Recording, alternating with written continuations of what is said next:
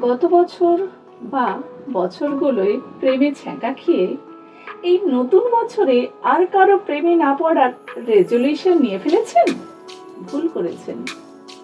এর আগে বাড়তিদিক প্রেমে পড়েও, সম্পর্কে জড়িয়েও, বিচ্ছিরিভাবে হৃদয় ভাঙার পরেও যদি সত্য পাশের বাড়িতে বা পাশের পাড়ায় আসা কোনো ছেলে বা মেয়েকে আপনার হঠাৎ করে ভালো লেগে গিয়ে থাকে, তাহলে অতীতের ক্ষতকে প্যাভিলিয়নে পাঠিয়ে দিয়ে নির্দ্বিধায় সেই ভালো লাগার আবেশটাকে উপভোগ করুন।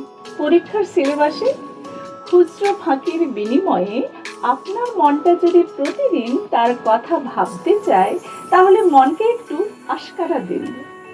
কোনো পড়ন্ত বিকেলে পাড়ার গলি কিংবা ছাদ থেকে হঠাৎ যদি আপনার উদ্দেশ্যে তার হাত নাড়া বা কেমন আছেন ডানা মেলে উড়ে আসে, তবে আপনিও ফের একগাল বোকা বোকা হাসি ফেরত দিয়ে নতুন প্রেমের মৌসুমী আবেগের ডানা মেলে ভেসে পড়ুন ঘুড়ি হয়ে।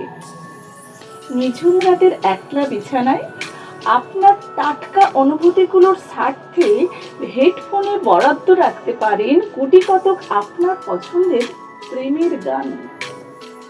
বালিশের পাশে থাকতে চাইলে থাক না মলার ছেঁড়া শ্রীজাত বা বুদ্ধদেব গুহ।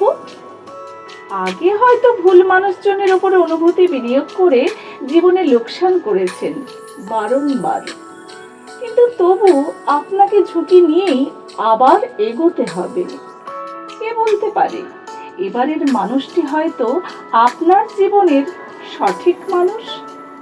তাই আগের আঘাতগুলো সামলে আপনার মনটা যদি নতুন আবার কারো প্রেমে পড়তে চায়, তাহলে তার বিরুদ্ধাচরণ করে কোনো কিছুর রেজলিউশন নেবেন না। কারণ মনের ওপর কখনো কারো হুকুম খাটেনি, খাটে না, খাটবেও না। মনে রাখবেন, ভালোবাসতে জানি বা ভালোবাসতে পারি বলেই আমরা মানুষ।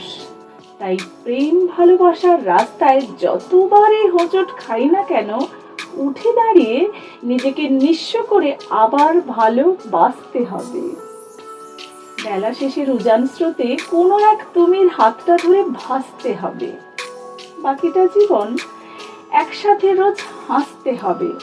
হ্যাঁ, আমাদের আবার ভালোবাসতে হবে, আমাদের আবার ভালোবাসতে হবে।